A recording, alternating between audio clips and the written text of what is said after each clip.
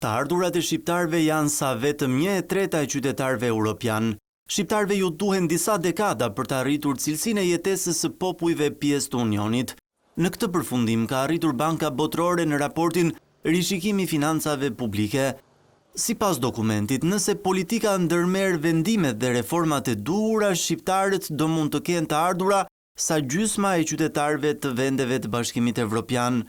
Perspektiva e arritjes ekonomike së Shqipërisë varet nga forcimi i kapitalit njerëzor, përmirësimi i infrastrukturës dhe avancimi i politikave klimatike për të përshpejtuar konvergjencën me BE-n, veçanërisht në kontekstin e ndryshimeve demografike.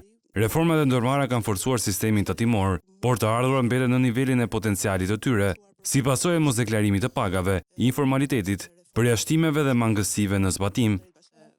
Në prezantimin e raportit, ekonomistja e lartë e Bankës Botërore tregoi edhe hapat që Shqipëria duhet hedhë për të ngushtuar hendekun me Bashkimin Evropian.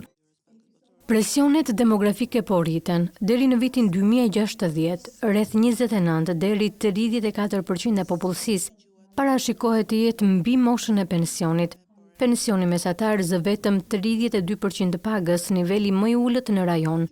Rekomandohet zgjerimi i bazës së kontribuesve përmes stimujve për kontribute afatgjata, rritjen e nivelit të përfitimeve, përmirësimin e barazisë dhe shtimin e një skeme me kontribute të përcaktuara për kontribuesit e rinj dhe thjeshtimin e formulave për llogaritjen e pensionit. Nga gati 46.000 euro në vendet evropiane, të ardhurat mesatare për frym në Shqipëri, pra raporti mes prodhimit të brendshëm bruto dhe popullsisë është vetëm 8.800 euro. Kjo në një kohë që rritja ekonomike e vendit ka qenë në nivele të kënaqshme. Rruga e zhvillimit të Shqipërisë është mbi të gjitha një proces për të çliruar potencialin e njerëzve tanë. Kemi bërë përparim të rëndësishëm, por mbetet ende shumë punë. Ne jemi të përkushtuar ndaj politikave të bazuara në prova dhe ndaj reformave që rrisin cilësinë dhe efikasitetin e financave publike.